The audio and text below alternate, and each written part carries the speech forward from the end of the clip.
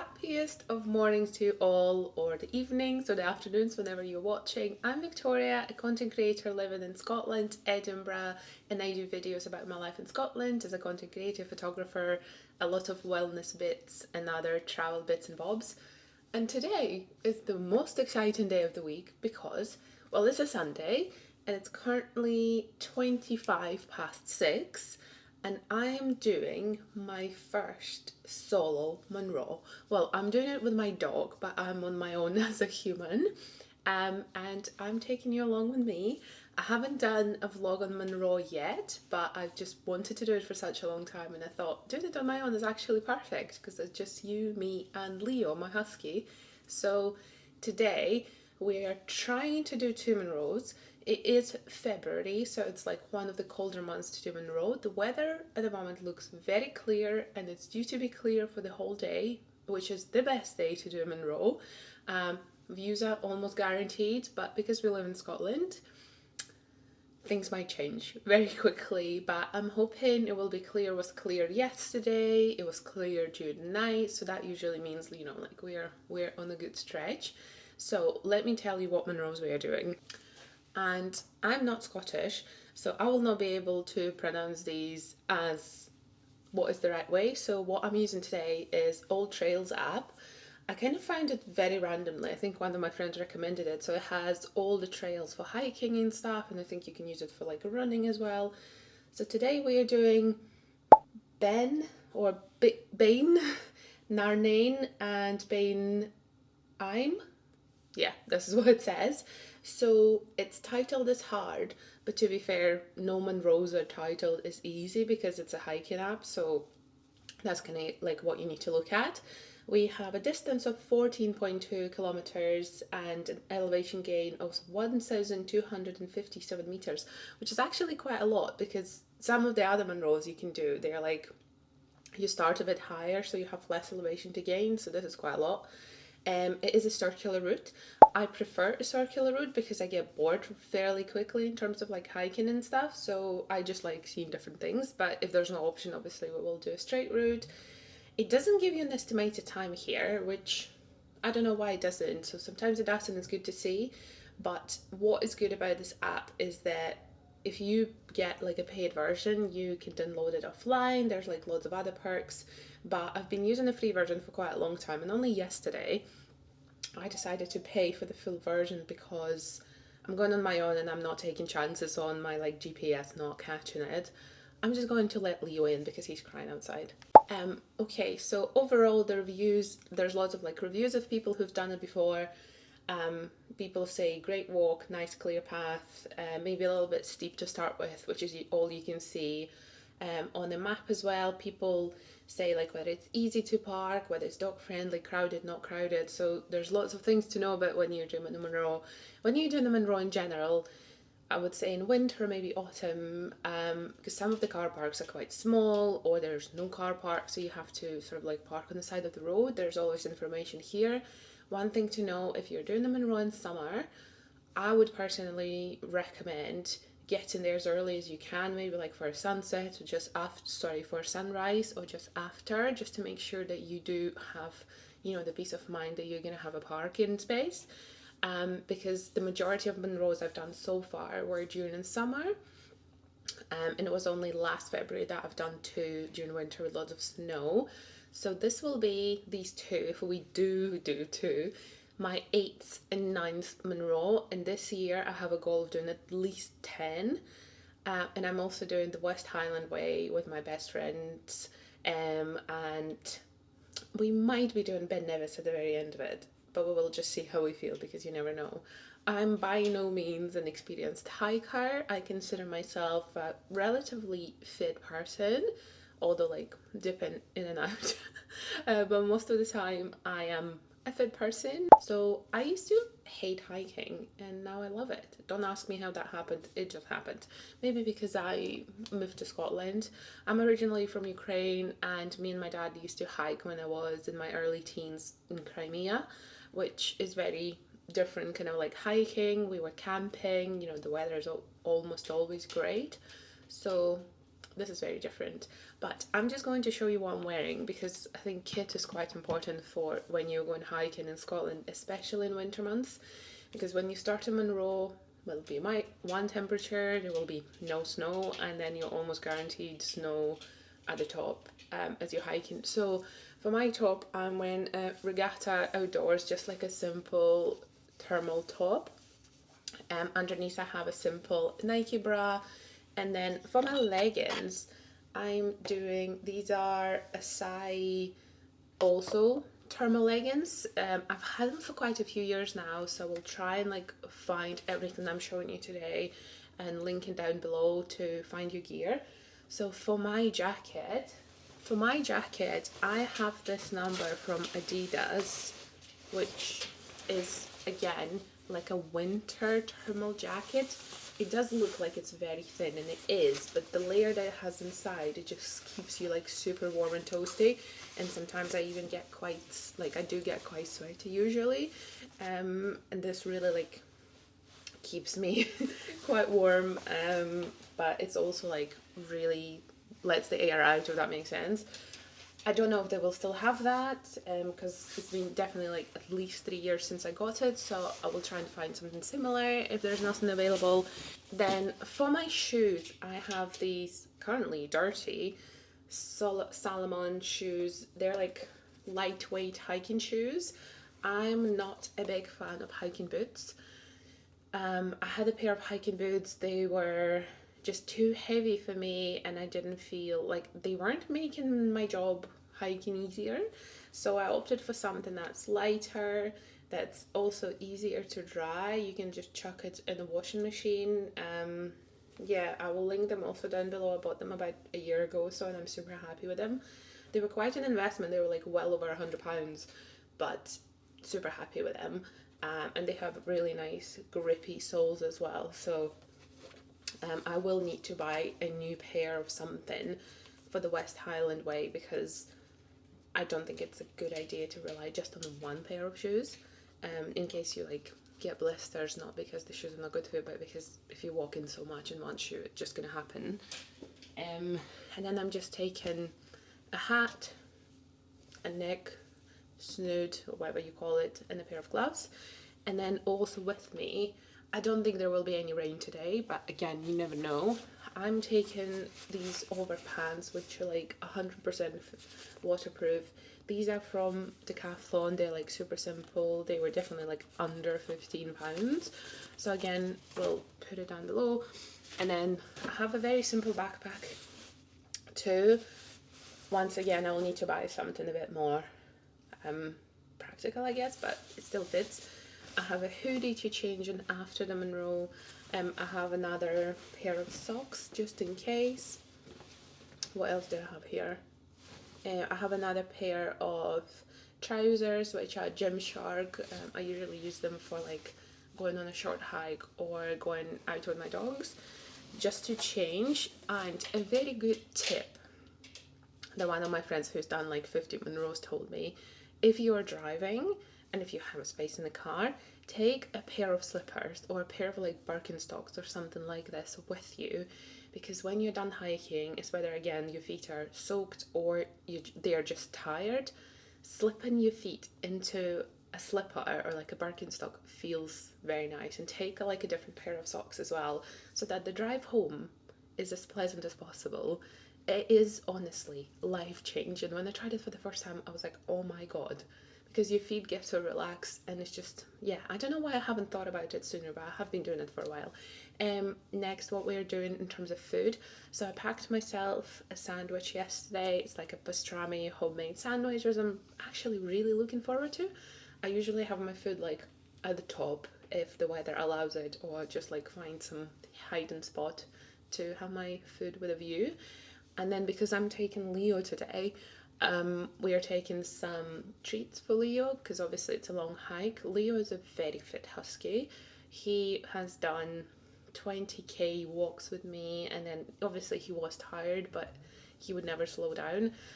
When he goes up the hill for a long time, he doesn't get tired, he gets annoyed that it's like uphill all the time, but that's like part of hiking, right? Who does not get annoyed?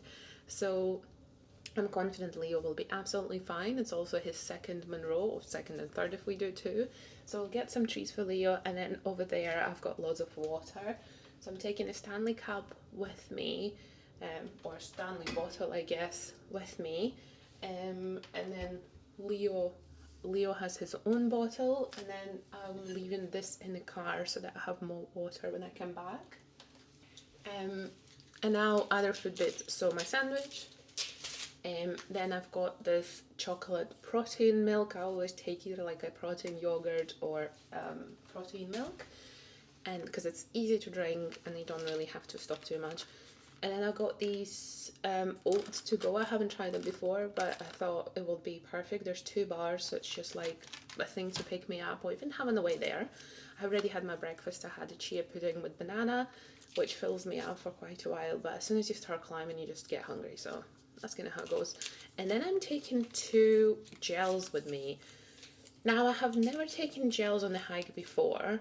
Don't actually know why, but I found them in my cupboard. They were like from when I did half marathon last year, and I thought actually, you know, might as well use them.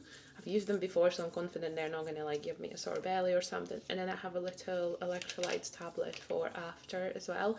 This is probably a bit too much food for the amount of time we'll be hiking, but it's better to have more than not enough. So anyway, the drive from Edinburgh will take us about an hour and a half, an hour and 40 minutes. There will be no traffic because it's very early on a Sunday. So we should arrive there by about 8 o'clock, which will actually be around like sunrise time. And we will start climbing. I don't really know how long it's going to take us. I always allow myself about 5 to 6 hours for something like this, unless it specifically tells me on All Trails app that it will be a lot longer. But since I'm with Leo and I'm also on my own, I don't really want to like be there for too long. And I want to get home in a reasonable enough time to have a rest, have a bath, just chill, because tomorrow I'm going away with work, so I don't really want to be home late. So yeah, let's get packed and go.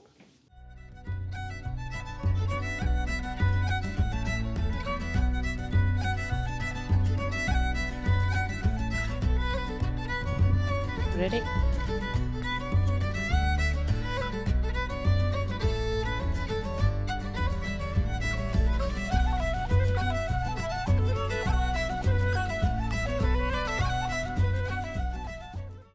So we have just arrived, and the car park is actually pretty large, so I wouldn't worry too much about parking. It does look very clear.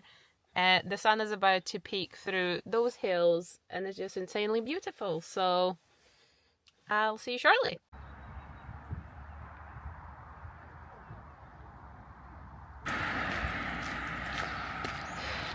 Starting here. Okay, so we're just at the start of our hike and it's already like quite steep up.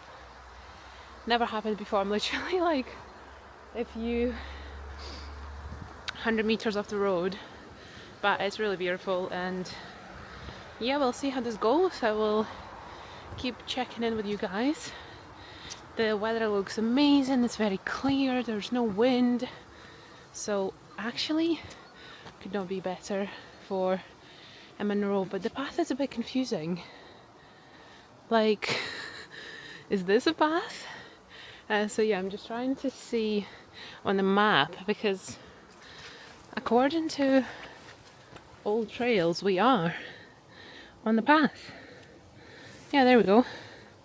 So not too sure what's happening, but we'll just go up there. It looks pretty cool.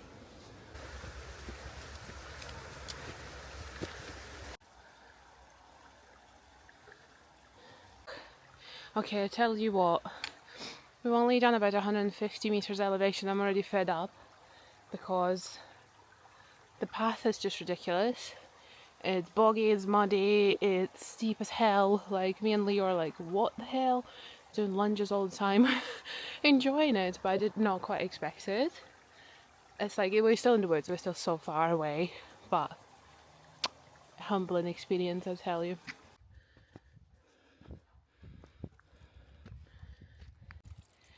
Hello, hello.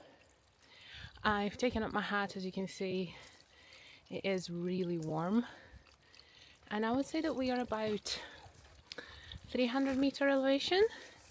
I can see people going more to the top, but we're still quite low because I found the first section actually a little bit too much. I think there's still some damage from the storm that we had, and it's very muddy and boggy, but now we got onto a much better path, so we should be a lot quicker now, because I was like, if this is how it's going to last, I'm going to be here all day. But no, it's okay, it's a much better path right now. So we are, yeah, the weather is looking great, and yeah, we just keep going. This is the view at the moment. It's very beautiful. I think that over there, the mountain that you can see right at the back, is Beinn Narnain. So I've already done Beinn Narnain, and it's beautiful and still has a lot of snow at the top. Now I can't see, this is not the top, this is far from the top because it's quite a long hike. So, but yeah, Scotland is just delivering once again.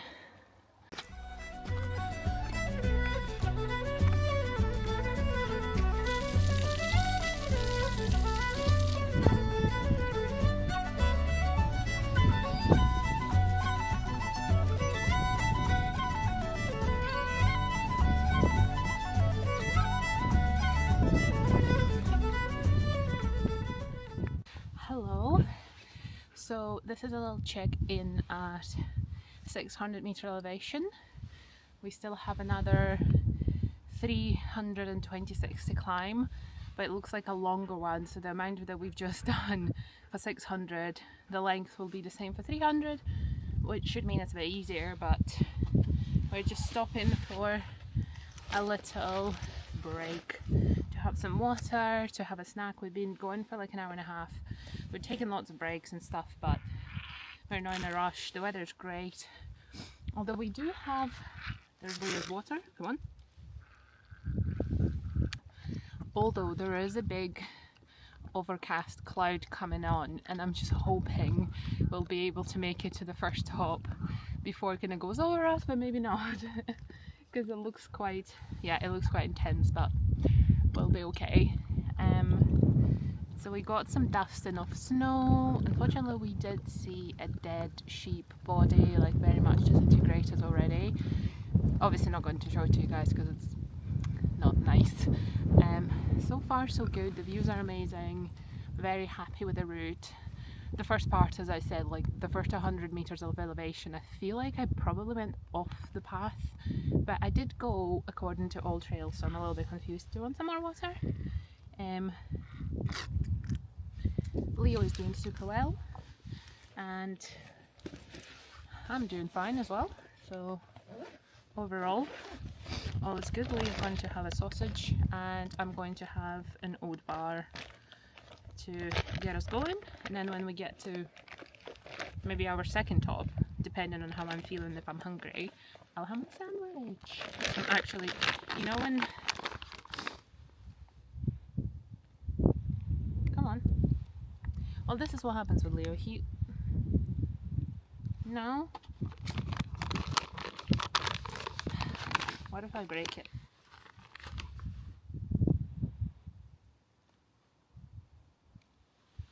You want it that way.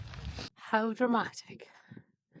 You know, one thing I think Scotland does well is being dramatic.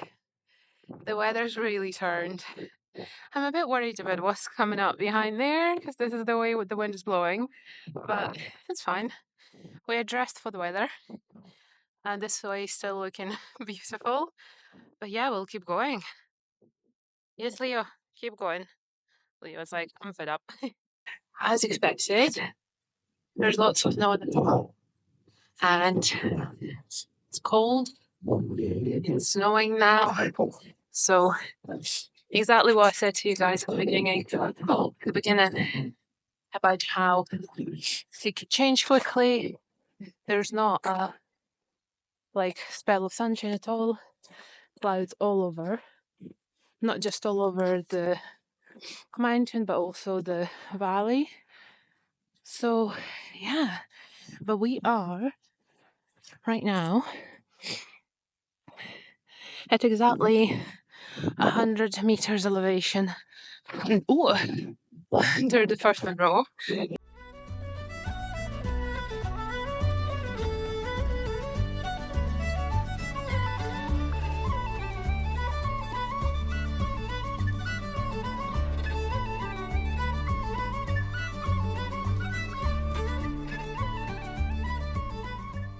Okay, I'm taking a quick mental health break. So, when I do Munros, and especially when I'm taking somebody else, I do a lot of research. And I feel like I made a mistake. There was, so on all trails, you get a lot of comments, people saying whether it's dog friendly or no. So I've triple checked. There was like at least 5 comments, people saying it's dog friendly. Right now, we're like literally 50 minutes elevation away from the top, and me and Leo just had to do a proper like scrabble up, and he was crying because like he doesn't know what to do, like he doesn't see where to step, so I need to guide him quite a lot and like literally push his bum up, which may be due to the fact that he's a little bit inexperienced, but to be honest, like I have a lab as well and I don't see them navigating this very easily, and I would never have a dog off the lead here either. So yeah, well, almost at the top. We are past the worst. Well, so I think. The views are, yeah, Leo is just there. The views are currently like this. There's not much to see. But I really love that little Christmas tree thingy at the top there. I think it's really cute. So yeah, me and Leo are going to push through. Thanks so much for coming on our journey. And if you say in the comments that I'm absolutely stupid, then I guess you're right, because I did my best to check. Now I know I said it's beginner friendly, probably not. As it gets to the last 100 meters, it's not nice. So yeah, proper gear. The sticks really help as well. But so far, I guess so good. A couple of problems, but that's it. At least it's not raining. I feel like if it was raining, this would have been impossible.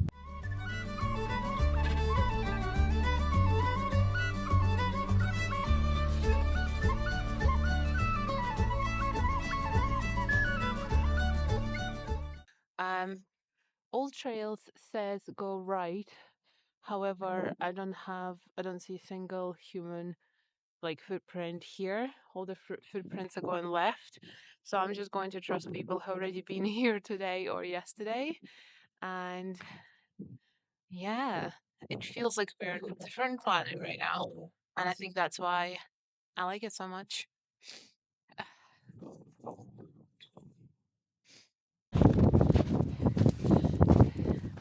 We made it, guys. Hello, friends. We just made it kind of like, not like half down, but down to 700 meters elevation to now start our ascent to the Beinn Ime. And it's kind of funny because the weather in the mountain changes so quickly. Like we've just been descending pretty comfortably. There's no wind. It's just like a little an alley, and it's quite busy. So there's a road at the front you probably won't be able to see, and then there's a path all the way at the top. I at the moment can see at least 4 different groups of people. Some are in 3, some are in 2. So yes, quite a busy time. Partially because, well, first of all, Scotland, people love hiking in Scotland, but also, and then I can see some people trailing behind me not too far away. So partially because it's a good day. Like I said, at the top it was quite rough, but I think like the clouds have now more or less established, and then we have some snow over there. It's actually turned out to be a very pleasant descent. I don't think that going up to the top of this one will be as tough, because just judging by the amount of people. I'm pretty hungry right now too, so I'm going to probably have my sandwich as I'm just walking along this semi-straight road. So hope you're enjoying the vlog so far. I'm just checking in when I can, and I'm not tired whatsoever. I feel pretty good, but I'm hungry. So I'm going to have my lunch. Hey, Leah.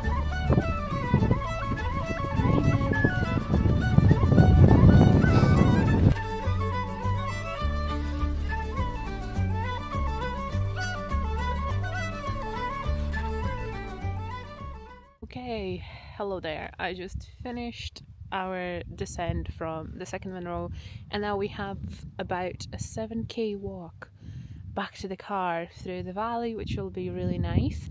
But what I wanted to say before I fully debrief you on my way back is chocolate milk tastes like heaven after a Munro. Like, I don't know, it's just chocolate milk. It's not like strawberry milk or anything else. It has to be chocolate, and I still have half of my sandwich, so I'm going to have on my way back. And yeah, catch you after this to debrief you. I have some tips to share, what I learned today, and also like in general how our second one went. It was quite cold up there, so I couldn't film too much. So yeah, see you in a sec.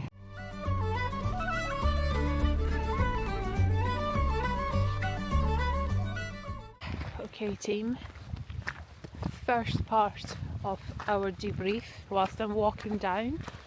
I do probably look like I really needed my bed and the shower.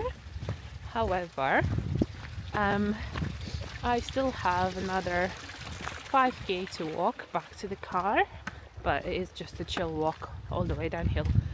So I made a mistake, and I don't know if that was my mistake because I did not see another route on all trails, or there's genuinely not created one. However, I do doubt that because of how well walked the route is. I feel like it maybe was my bad that I did not like quadruple checked it. So when I was picking the route, I knew that I wanted to do 2 Munros in one, if possible. So I found Ime, I think that's what we call it, and Narnain, the one I did to start with.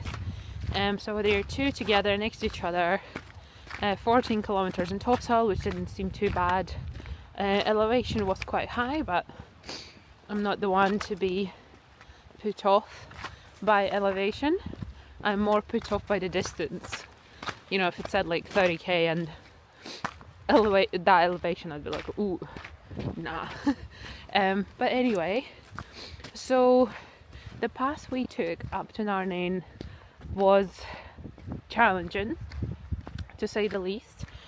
So it does start with a pretty steep hike through the woods, and I think just following the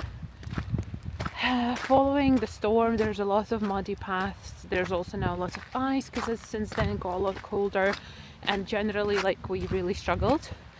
Like I was like, it took us an hour to get like 150 meters elevation because we just picking and choosing where to step, which is fine. But I just did not notice it in the comments whatsoever on all trails. Like I do a lot of checking and just making sure that there are no unexpected surprises, so that was unexpected. And then the hike up for the most part was okay until we got to, I would say, sort of like the last 100 meters of elevation. And you know, you always do expect like a lot of these things, but we did not. So I literally had to like push Leo up his bum so that he can get up, and he was crying, and he was then just really like struggling. Okay, so we did make it up to the top, but you would have probably noticed at some point during the video I did have that little panic moment of sort of like, am I going to make it? Because the last thing I want to do is turn around and be like, we didn't even bag one Munro because we couldn't, just because the path was too much. You know, it's one thing turning around when the weather really takes a turn and you can't, like you literally can't do it and it's dangerous. But the second part is when there's so much Scrabble that like I was okay. I would maybe like had like a few moments where I was like, okay, where do I put my foot? But because again, the old trails reviews said it is dog friendly, and I made sure that, you know, I pick a route for Leo to start with, not for me, because if I was on my own, I would have just done pretty much any Munro I fancied, more or less. So I keep stopping and chatting to people who are walking on the path. So long story short, the second Munro was a lot easier. It was a lot like fuller of snow, but it was also higher by almost 100 meters. We felt super tired when we were going up, and then as you go down, it actually went pretty quickly. So all in all, I'm super happy. You know, that kind of like a sense of accomplishment. We've done it, which feels super nice, and the views are just sensational. And also another tip to say, obviously do look after your gear and make sure you take sometimes maybe more stuff than you need. And this was the first time I was doing the Munros that I did not soak my feet. Honestly, the first time.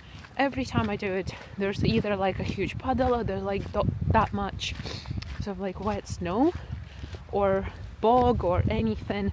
This time, yes, was snow, had bog, not too much, and my feet are dry. Super happy about it because I feel great.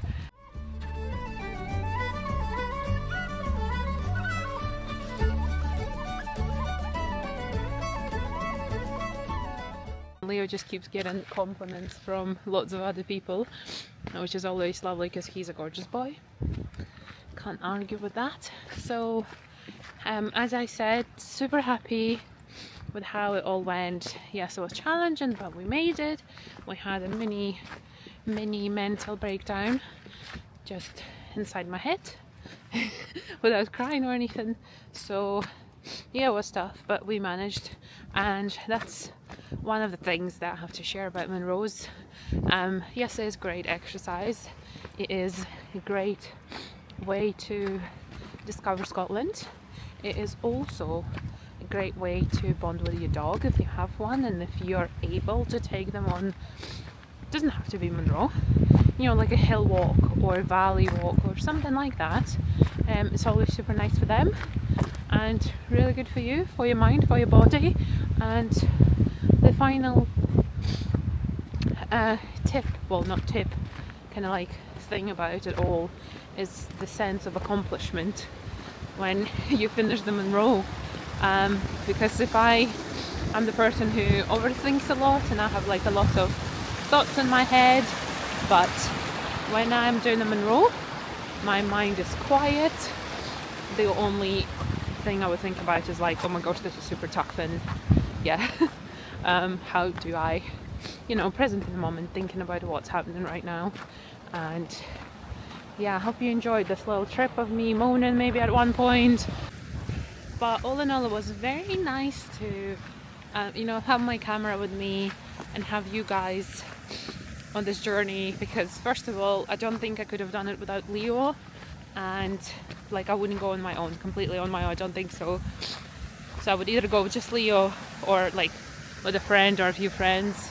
And then I definitely couldn't have done it without you, because I felt like I had to share this with you, and I felt responsible that Victoria, you need to do this because you're doing this for your community. So do let me know if you have any questions, if you have any complaints or ideas about, you know, Munro journey. If you have any Munros that you would recommend me, I would love to hear. I have now done 9, and they include, apart from the 2 I've done today, they include Beinn Beinn Lomond, Skia something, Stobacroin. So like the ones that are probably like the closest to Edinburgh. And this summer I would love to do something in Glencoe. I know there's a lot to do in Glencoe, maybe it's a little bit more challenging, so I would love to do that. One tip about this route: do not do wide it if you're going with a dog. if you don't mind the Scrabble as much and going on your own, yes, use the old trail that I'm going to link down below is the same one I used. I'm going to double check if the other one is here. But if you are going to do it with the dog, or if you're maybe worried about how, say, maybe fit you are, maybe it's one of the first ones, I would recommend going through the valley first, because it does get you from, say, 0 elevation to 450. So then when you turn right to do the Beinn Narnain, you only have 500 meters to gain, which I think is probably a lot manageable. And because we also came down that way, there's no Scrabble, so I would definitely recommend you do that. It's a great day out. What time is it now? It is about 2 o'clock, probably, no, way past 2. So it is like 5 to 3, which is a bit later than I hoped, but that's simply because we were slow in some parts and there was no estimate time anyway, so I did expect it to be around 5 hours, but it's taken a bit longer. I will check back in with you in the car, and we're just going to make our final way down to this alley. It was really lovely to have you here, and I'll say my proper bye-byes when I'm in the car. And yeah, thanks for coming with me. It's been a weird one.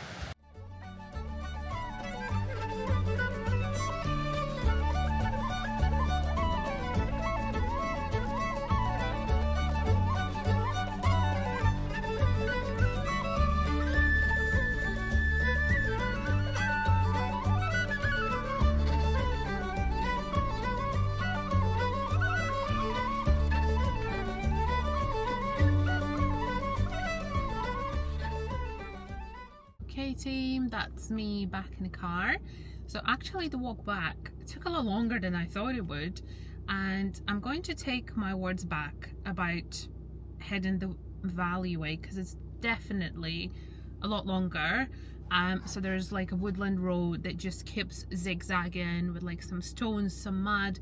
Yes, it's much better for the dogs without the Scrabble, but again, if I was doing this Munro again, I would still do it the way I did it. So I take my words from the previous like couple of clips back, because I did not expect for it to take like 2 hours to get back since we descended from the second Munro.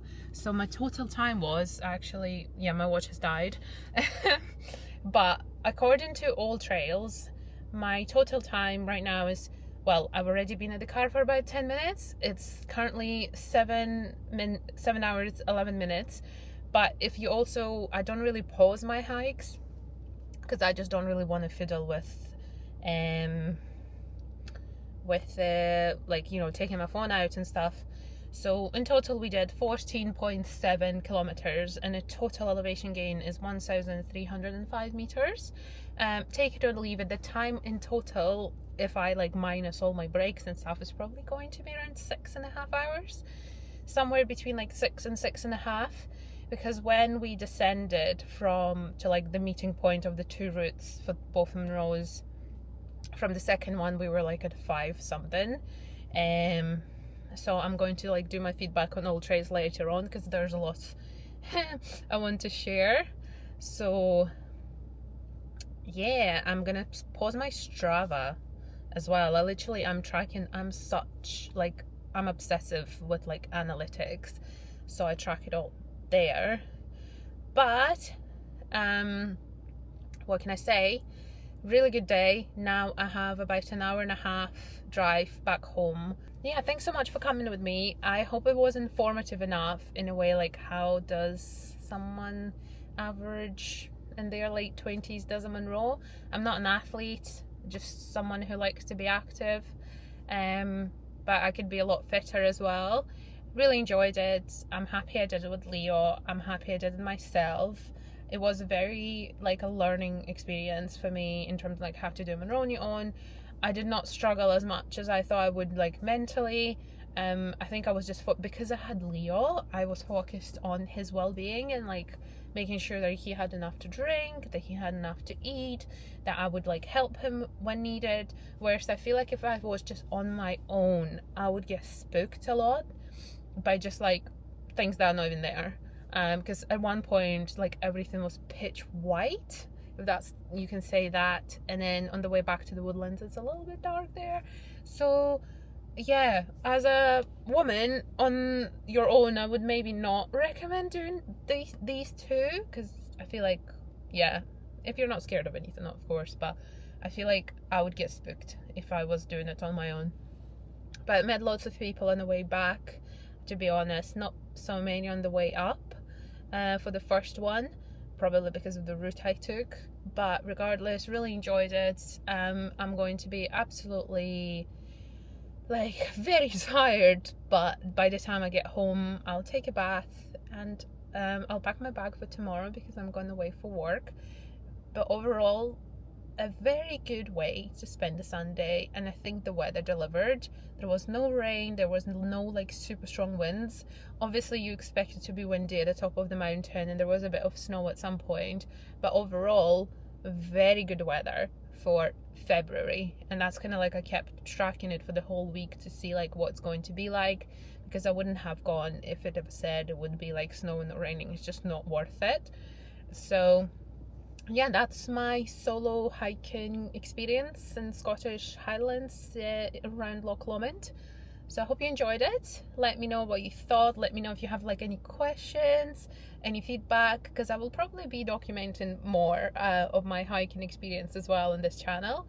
And I think that's, you know, like might be useful for some people. So I'll add lots of links below with like what I was wearing, the app I used, the trail I did as well. And then anything else I can think of that could be useful.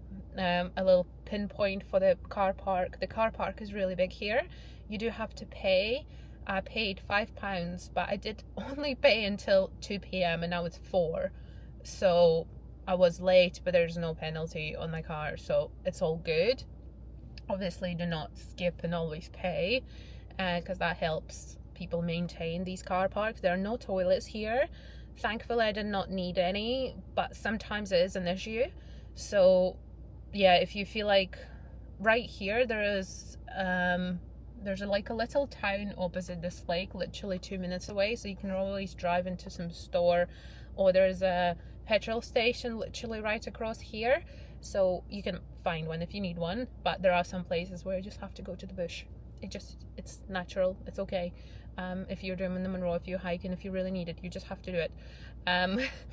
But again, thanks so much for watching the video. Please do like it, please do subscribe. I will be doing more of these. Looking forward to seeing your feedback, and yeah, I'll see you in the next video.